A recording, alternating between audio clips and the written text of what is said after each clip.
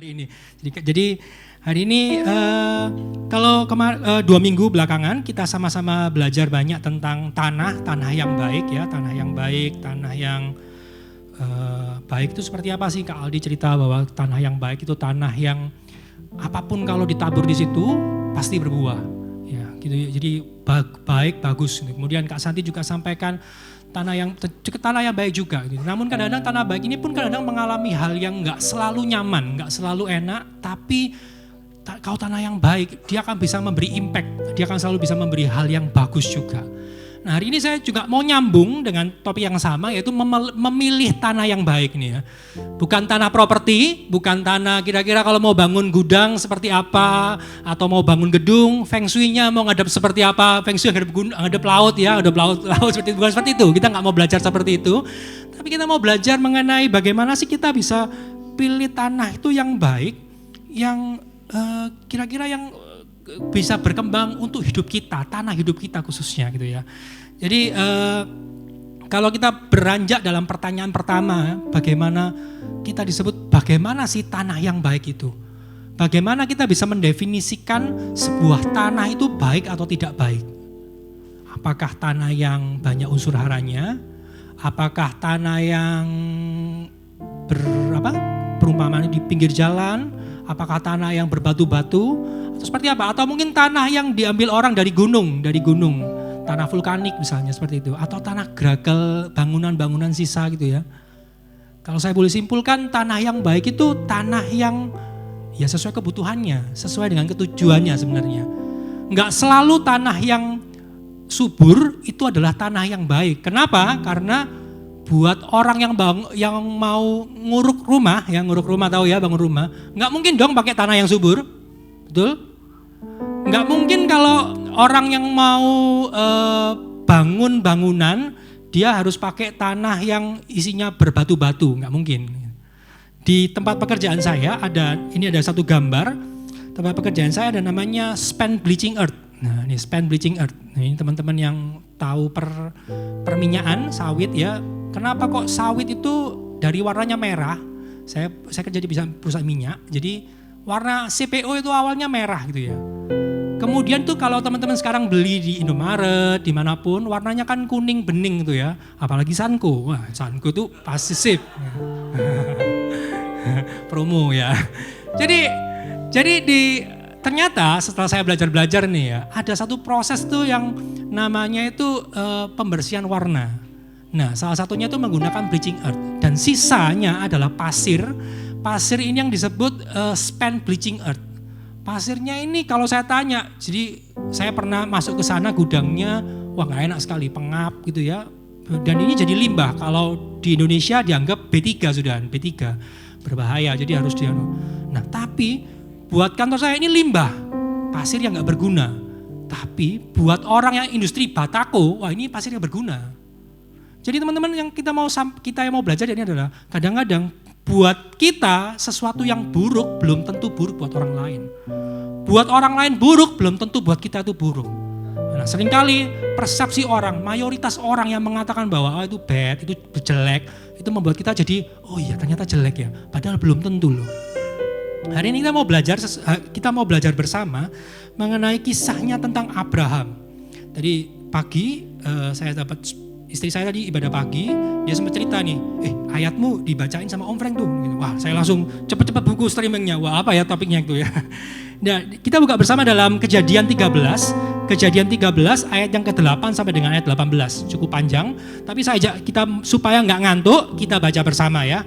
Bergantian dari ayat yang genap, nanti saya mulai, kemudian nanti ayat ganjil, nanti teman-teman yang bacakan ya. Kejadian 13 ayat yang ke-8 sampai 18. Panjang ya, biar nggak ngantuk. Kalau anak-anak sekolah minggu saya selalu bilang, ayo baca biar nggak ngantuk gitu ya. Jadi kita baca Kejadian 13 ayat yang ke-8. Maka berkatalah Abram kepada Lot, janganlah kiranya ada perkelahian antara aku dan engkau, dan antara para gembalaku dan para gembalamu, sebab kita ini kerabat.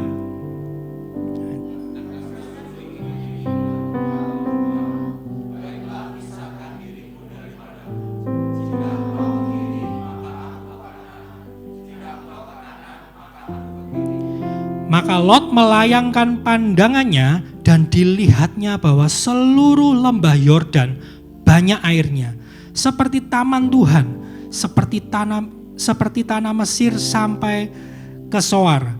Hal itu terjadi sebelum Tuhan memusnahkan Sodom dan Gomora.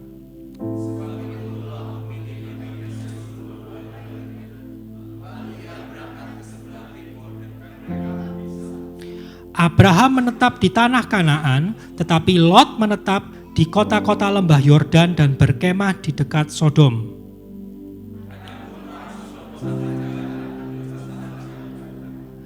Setelah Lot berpisah daripada Abram, berfirmanlah Tuhan kepada Abram, "Pandanglah sekelilingmu dan lihatlah dari tempat engkau berdiri itu ke timur dan barat, utara dan selatan.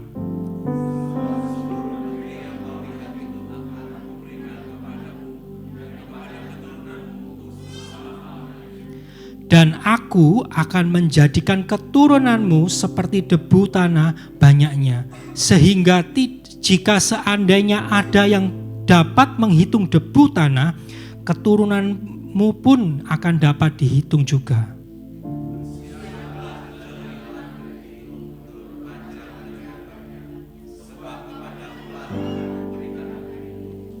Sesudah itu Abram memindahkan kemahnya dan menetap di dekat pohon-pohon tarbantin di Mamre dekat Hebron. Lalu didirikannya mezbah di situ bagi Tuhan. Amin. Jadi ini kisahnya kisah tentang bagi tanah gitu ya, bagi tanah. Abram ini posisinya bukan posisi memilih. Posisinya itu dia menanti keputusan. Jadi Lot, kamu tak kasih kesempatan, pilih tanah yang mana kamu pilih. Ya, kalau saya jadi Lot ya masuk akal pilihannya Lot. Dikatakan bahwa firman Tuhan, Lot itu pilih tanah yang terbaik. Tanahnya seperti taman Tuhan. Kalau di bagian di Alkitab teman-teman yang di digital itu ada kayak tanda petiknya. Kalau dibuka itu taman Tuhan itu seperti taman Eden istilahnya. Begitu luar biasa, lebih bagus sekali. Begitu Abram melihat dia bilang, "Waduh, kenapa kok Lot ini pilih yang bagus?" Sedangkan begitu dia lihat posisinya dia melihat tanah Kanaan yang dibilang di firman Tuhan enggak disebutkan spesialnya. Mungkin kalau kita lihat di bangsa Israel, tanah Kanaan luar biasa gitu ya, ada orang bawa makanan macam-macam. Tapi di zamannya Abram belum seperti itu. Yang dia lihat, saya bisa bayangkan bahwa seakan-akan ada Lot ini memilih rumahnya gedongan banget nih. Nah, rumahnya gedongan di kawasan elit, lihat daerah Gra Family misalnya. Sedangkan Abram dapatnya yang daerah semampir kecil-kecil gitu ya. Nah, aduh, nggak bisa Jawa.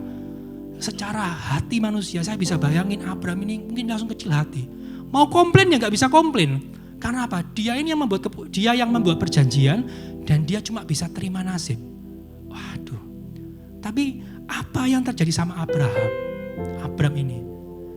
Hal pertama yang dilakukan, yang dia alami pada saat sesudah dia berpisah dengan Lot, dikatakan di ayat yang ke-14, dikatakan bahwa maka berfirmanlah Tuhan. Waktu saya baca ayat ini ayat menarik. Kenapa? Karena Tuhan tahu pada saat Abram ini begitu dia berpisah, Abram ini mungkin merasa bahwa waduh ini gak punya harapan. Tanah yang saya terima ini tanah yang biasa, tanah yang ya ada pohonnya, tapi nggak sebagus dekat perairan, nggak ada prospek. Asumsinya tanah sisa-sisa. Dan puji Tuhannya, Tuhan melihat kondisi Abram seperti itu.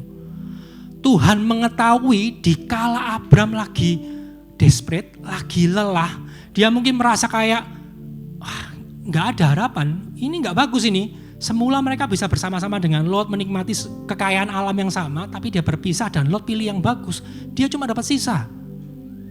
Teman-teman, berapa banyak daripada kita yang seringkali kita mengalami kondisi yang sama seperti Abram ini. Kita nggak punya kesempatan buat memilih, kita terpaksa menjalaninya. Entah karena mungkin orang tua kita memilihkan dulu waktu kita sekolah misalnya, kamu harus sekolah di sini, terpaksa pilih sekolah. Atau kita mungkin terpaksa memilih sebuah keputusan yang salah dan kita nggak bisa kembali. Mungkin teman-teman yang sudah menikah, wah siapa tahu merasa bahwa kita terjebak dalam pernikahan yang salah. No way back, gak bisa kembali nih. Atau teman-teman yang sudah bekerja, wah ini tempat pekerjaan saya ini gak nyaman. Tapi mau keluar, sudah susah, umur saya sudah terlalu tinggi buat pindah-pindah. Ini pengalaman yang sama dialami sama Abram. Dia mau lihat tempatnya, dia merasa bahwa ini gak ada harapan, gak ada bagusnya. Tapi Tuhan ada. Tuhan tetap ada, walaupun Abram lagi mengalami masa-masa buruk, Tuhan tetap ada. Dan Tuhan tetap memperhatikan. Dikatakan bahwa Tuhan berfirman kepada Abram sesaat sesudah Lot berpisah. Tuhan gak ambil lama-lama waktunya untuk Tuhan segera ngomong sama Abram. Seringkali teman-teman kita ini mengalami hal yang sama pada saat kita mengalami masa-masa sukar, mengalami masa-masa susah. Seringkali kita tuh berharap Tuhan segeralah berbicara kepadaku. Kita mungkin punya perasaan Tuhan aku kepingin segera mendengar Tuhan ini maunya apa sih? Tuhan tuh kepingin apa sih? Padahal sebenarnya Tuhan ini mau ngomong langsung, berfirman. Dalam firman Tuhan dikatakan seringkali Tuhan tuh kepingin ngomong sama kita. Namun seringkali kitanya ini terlalu sibuk dengan kekhawatirannya kita. Kita terlalu sibuk dengan pandangan fisik jasmani kita sehingga kita itu nggak bisa lihat apa yang Tuhan mau dalam hidup kita. Saya punya ilustrasi seperti seringkali anak-anak saya gitu ya. Kalau saya lagi di rumah, pulang kerja, kita kemudian main gitu ya. Biasanya anak-anak suka main gadget, main game. Yang cowok main Mobile Legends, yang cewek mainnya yang lain gitu ya, sibuk sendiri gitu ya. Sedangkan saya mungkin di meja makan ngobrol sama istri, ngobrol-ngobrol macam-macam. Begitu jamnya habis main atau baterainya habis nih ya, mereka mulai merasa bahwa ayo Pak kita ngajak main gitu ya. Padahal dari tadi saya juga menunggu mereka main, tapi mereka terlalu sibuk dengan gadget mereka.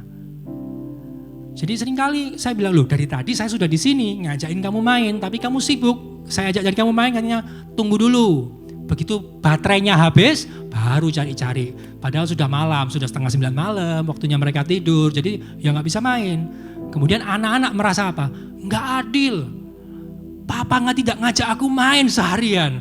Padahal apa? Mereka waktunya yang tersita dengan hal yang lain. Seringkali kita pun mengalami hal yang sama. Seringkali kita merasa bahwa Tuhan aku ini perlu kamu. Ini lagi masa sukar Tuhan.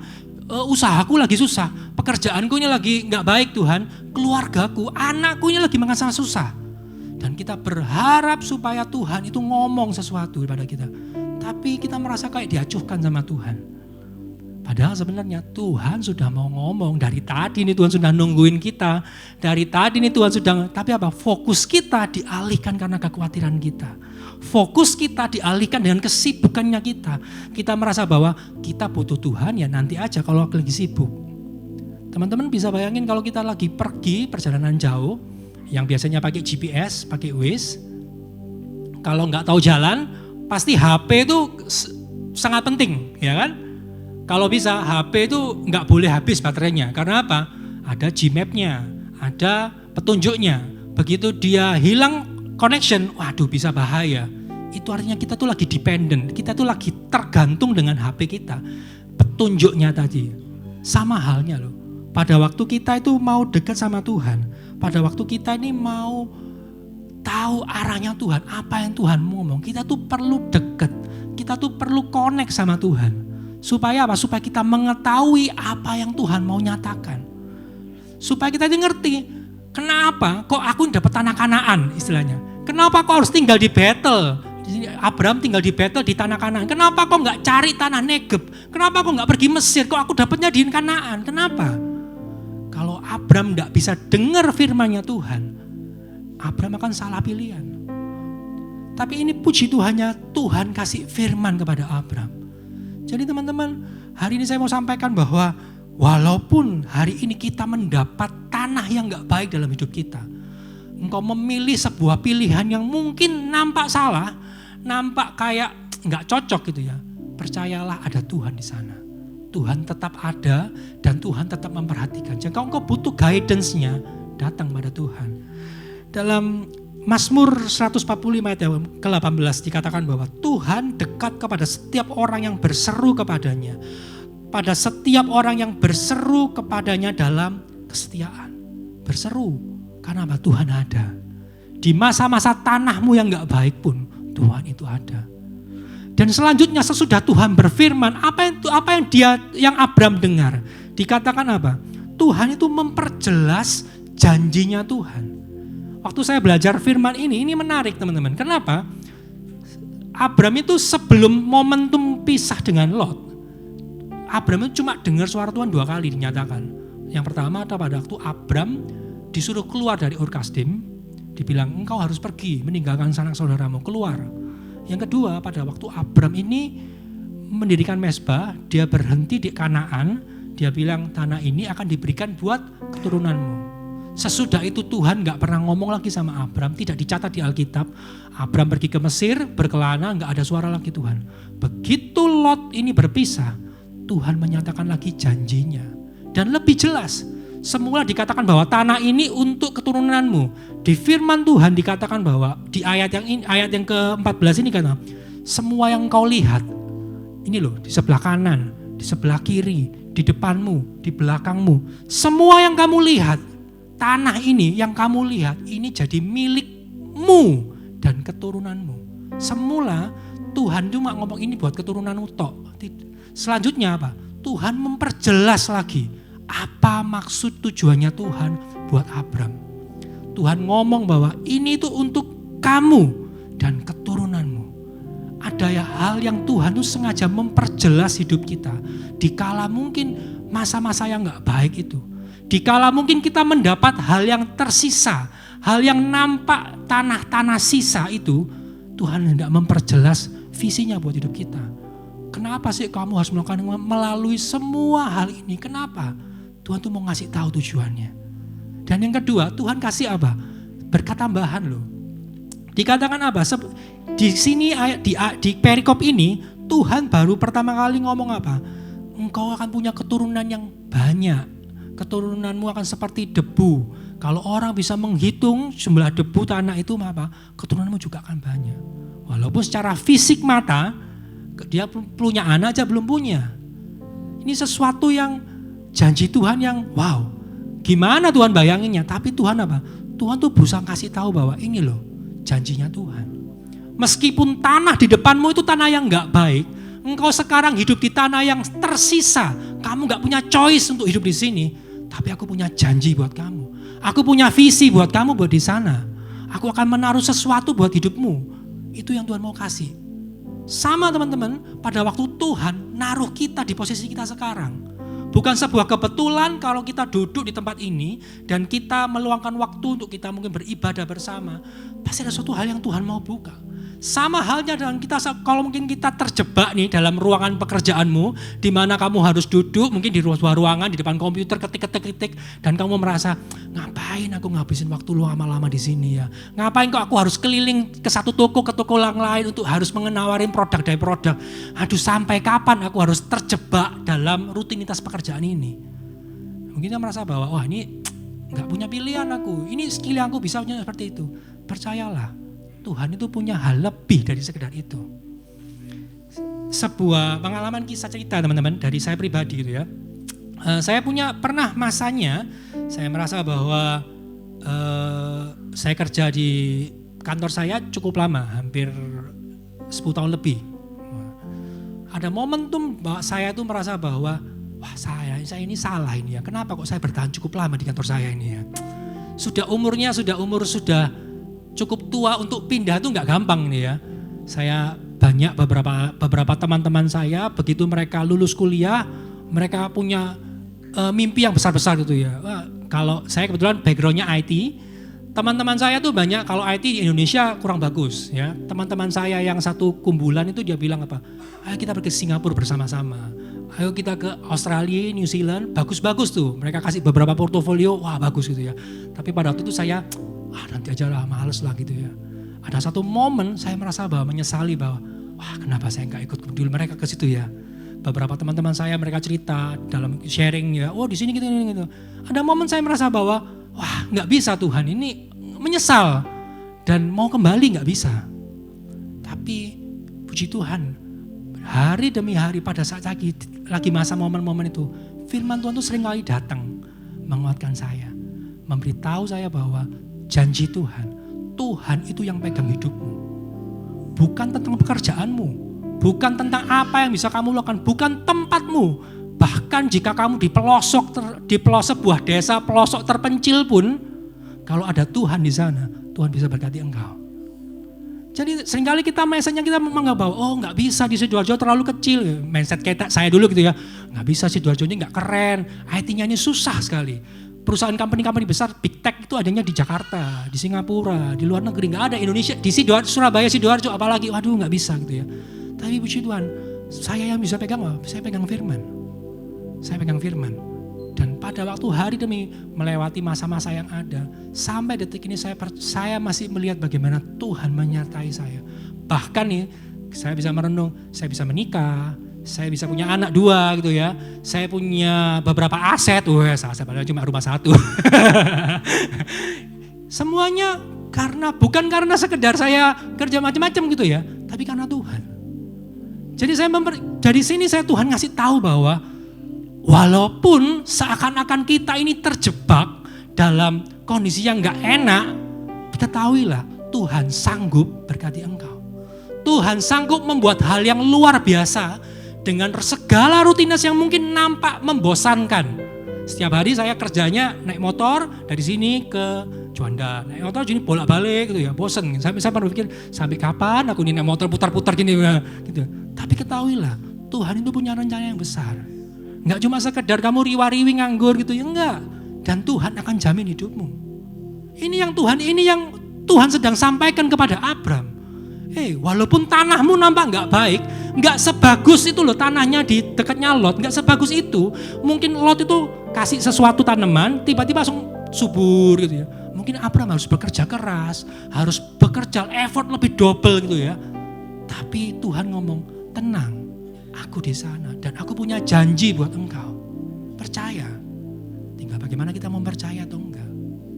Di ayat selanjutnya dikatakan bahwa ayat yang ke-17, bersiaplah, jalanilah negeri ini menurut panjang dan lebarnya, sebab kepadamulah akan kuberikan negeri itu. Seringkali saat kita tahu apa yang Tuhan mau dari hidup kita sudah tahu nih gambarannya, oh ya Tuhan, aku percaya Tuhan akan menjamin hidupku. Walaupun mungkin aku dari daerah terpencil, masuk ke kota, gak punya siapa-siapa. Oh aku tahu Tuhan akan jaga hidupku, Tuhan akan lindungi keluargaku, Tuhan akan memberkati pekerjaanku meskipun nampak biasa-biasa. Tuhan akan tolong aku. Tapi teman-teman, sama seperti perintahnya Tuhan kepada Abram, Tuhan juga mau ngomong, kamu perlu kerjakan bagianmu. Gak bisa kamu cuma duduk-duduk di dalam tendamu Abram dan kamu mau klaim daerah-daerah ini, gak bisa. Kamu perlu apa? Keliling. Kamu perlu berjalan memutari daerah-daerah yang mau kamu klaim. Kalau aku mengatakan bahwa daerah ini kepunyaanmu, kamu harus keliling. Kalau kamu berharap bahwa pandanganmu sampai di ujung Mesir sana, kamu harus jalan pergi sampai ke Mesir sana untuk apa? Untuk kamu klaim. Kita ini perlu kerjakan bagian kita. Seringkali Tuhan sudah kasih banyak janji sama kita.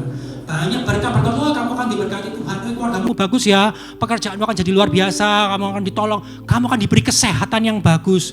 Tapi kalau kita gak kerjain bagian kita, gak bisa. Kita perlu punya effort, kita perlu kasih tenaga. Kalau mungkin saya bisa kasih bahasa, kita ini perlu menjadi yang terbaik dari apa yang kita bisa kerjakan. Kalau engkau bekerja saat ini dalam satu pabrik nih ya, jadilah pegawai di pabrik itu yang terbaik. Kalau saya berkesempatan jadi IT di tempat pekerjaan saya berusaha jadi orang IT yang terbaik.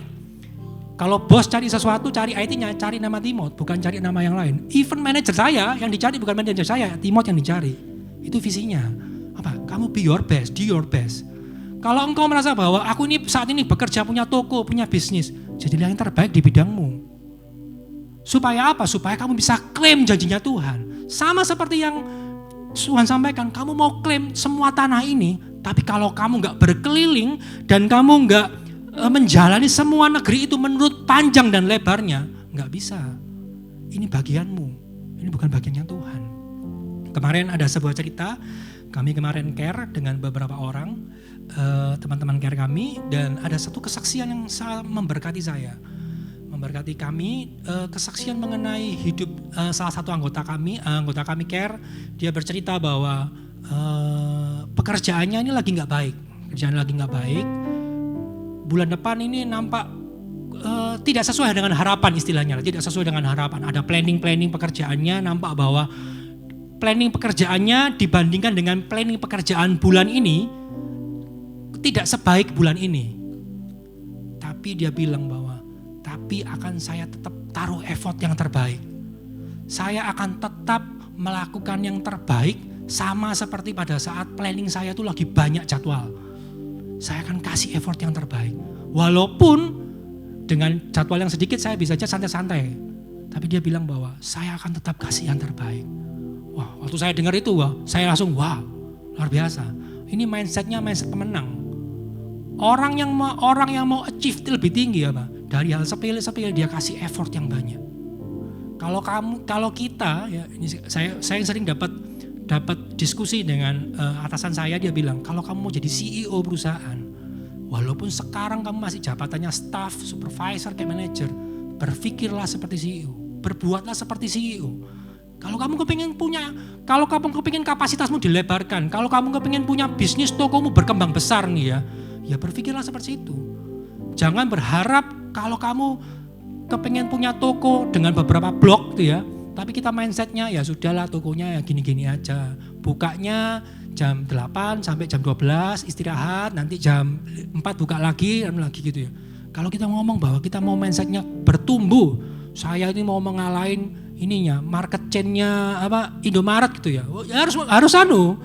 Harus punya mindset seperti itu juga. Jangan kalah dengan warung-warung Madura ya. Warung Madura banyak hebat-hebat ngalah-ngalahin Indomaret.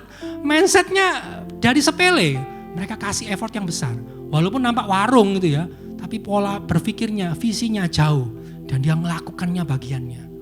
Seringkali kita ini hanya terjebak sama janjinya Tuhan toh. Oh ya, Tuhan berkati saya. Tuhan akan kasih kesehatan sama saya, tapi nggak pernah olahraga, nggak pernah kerjakan bagiannya.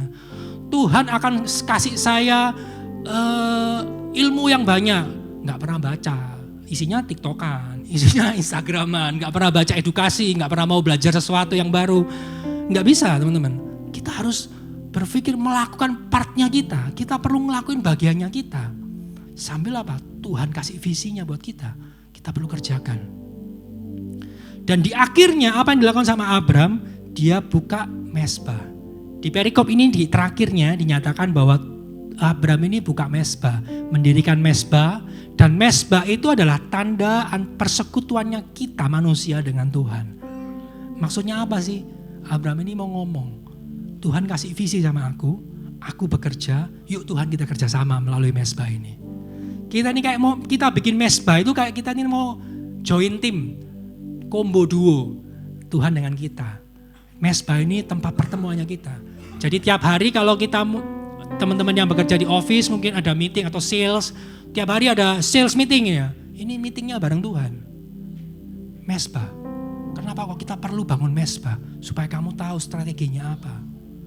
Yang kasih tujuan goal itu Tuhan. Yang jalani kita. Bagaimana kita bisa menjalani kalau kita nggak dapat strateginya Tuhan?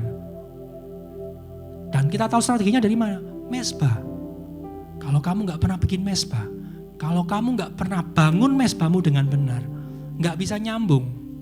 Suami istri, partner ya, menjalani rumah tangga dengan baik. Kalau nggak punya waktu buat ngobrol, suaminya ke kanan, istrinya ke kiri, nggak pernah tahu. Padahal harusnya bersama-sama. Ini mezbah. Di mezbah ini dinyatakan apa yang Tuhan mau. Tentang kombinasi Tuhan dengan kita, saya selalu ingat dengan ayat di Matius 11 ayat 28 sampai 29. Ini ayat yang sering sekali beberapa bulan belakangan ini ada antara saya dengan istri saya gitu ya, ngobrol tentang ayat ini. Di dalam Matius 11 ayat 28 sampai 29 dikatakan bahwa marilah kepadaku semua yang letih lesu dan berbeban berat, aku akan memberikan kelegaan kepadamu. Ini biasanya orang suka potong sampai sini ya. Mari datang kepadaku kamu yang capek-capek ya, capek-capek datang sini. Ini suka potong sampai sini. Enggak boleh. Baca lanjutannya. Pikulah kuk yang kupasang dan belajarlah kepadaku karena aku lemah lembut dan rendah hati dan jiwamu akan mendapat ketenangan. Seringkali kita merasa kayak Abram tadi, capek, lelah. Tuhan ngomong apa? Datang sama aku, datang ke Mesbah. Kita datang ke Mesbah, kita ngobrol sama Tuhan. Sama Tuhan dikasih apa? Dikasih kuk. Bukan dikasih pembebasan, bukan dikasih sesuatu yang dilepaskan, tapi sama Tuhan dikasih apa? Dikasih kuk. Kuk itu yang di gambar ini, ada gambarnya ya, mungkin dibantu Mulmet yang di slide saya ada gambar sapi itu ya. Ada kuk di lehernya itu ya. Sapi itu kalau berjalan beriringan. Maksudnya apa sih? Kalau kita ini mau jalan bareng Tuhan, kalau kita ini mau bersama dengan Tuhan, harus kerjasama sama Tuhan. Pakai kuknya Tuhan. Jadi seringkali kita merasa bahwa Tuhan tolong bebaskan saya, supaya ini belenggu yang gak enak ini Tuhan. Aku yang terjebak dalam penjara pekerjaanku, dalam penjara huru hara rumah tanggaku mungkin Tuhan. Atau mungkin Tuhan, aku lagi terjebak dalam kondisi yang gak nyaman ini Tuhan. Tolong bebaskan saya Tuhan. Tapi saat kita datang sama Tuhan, bukan pembebasan yang dikasih masalahnya. Yang dikasih malah kuk. Supaya apa? Supaya kita berjalan beriringan dengan Tuhan. Supaya kita jalan bareng Tuhan. Itu yang Tuhan mau. Berapa banyak daripada kita, seringkali kita maunya Tuhan kasih visi, Tuhan kasih berkat. Nek perlu apa? Tuhan yang menjalankan, kita gak usah ngapa-ngapain, duduk-duduk terima hasil. Harapannya kayak gitu. Saya juga kepingin kayak gitu. Masalahnya enggak ada. Di firman Tuhan selalu berkata apa? Kita yang perlu kerjakan bagian kita. Tapi kita gak perlu sendirian. Tuhan mau bersama dengan kita. Kuk itu menyatukan antara kita dengan Tuhan. Kuk itu membuat apa? Langkah kita tuh berirama bersama dengan Tuhan. Sapi kalau nggak pakai kuk sembarangan jalannya. Tapi saat sapi ini pemakai kuk berdua bersama membajak sawah akan terasa ringan. Dan ini yang Tuhan mau. Bangun mesbahmu. Kita berharap bahwa Tuhan, hidupku ini supaya nggak gini-gini aja. Hidupku supaya nggak sampai di level seperti ini. Aku kepingin lebih Tuhan. Aku akan bekerja keras. Aku akan getung sehebat-hebatnya. Tapi Tuhan ngomong, kerjanya bareng aku. Kerjanya bareng aku. Pakai kuk ini, ayo bersamaku. Ini yang kita perluin. Hari ini saya nggak tahu apakah teman-teman lagi alami tanah yang sama. Tanah yang terbaik, tanah yang tersisa. Saya nggak tahu apakah teman-teman merasa bahwa hari ini aku ini lagi dalam kondisi yang terjebak, nggak punya pilihan. Andai aku bisa memilih ke masa lalu, saya akan ngambil keputusan yang berbeda. Andai aku bisa pakai pintu Doraemon, saya bisa kembali mengambil ke ilmu-ilmu, kemampuan-kemampuan yang dulu aku lewatkan. Tapi sekarang nggak bisa. Aku sudah terlewatkan. Ini yang tersisa. Di aku cuma ada ini. Tanahku, tanah sisa. Terpaksa aku menjalaninya. Kau merasa bahwa mungkin enak orang lain punya pilihan. Aku gak punya pilihan. Hari ini firman ini buat engkau. Firman ini berkata bahwa bukan sebuah kebetulan Tuhan siapkan tanah itu buat engkau.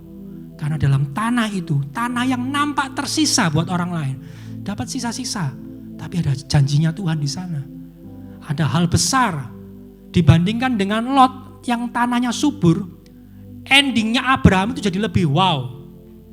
Tapi prosesnya ya susah. Prosesnya sukar. Dan dia harus melewati tadi. Dengar, jalin hubungan sama Tuhan. Dependen sama Tuhan. Mau dengar apanya suaranya Tuhan. Dia harus menjadi yang terbaik. Dia harus mengerjakan bagiannya. Dan dia harus kerjasama sama Tuhan. Ini susah. Tapi saat kita mau komit seperti itu, kita percaya berkat yang Abraham terima, pasti kita bisa akan terima. Walaupun hidupmu, tanahnya tuh seakan-akan tersisa. Saya gak akan panjangkan firman Tuhan,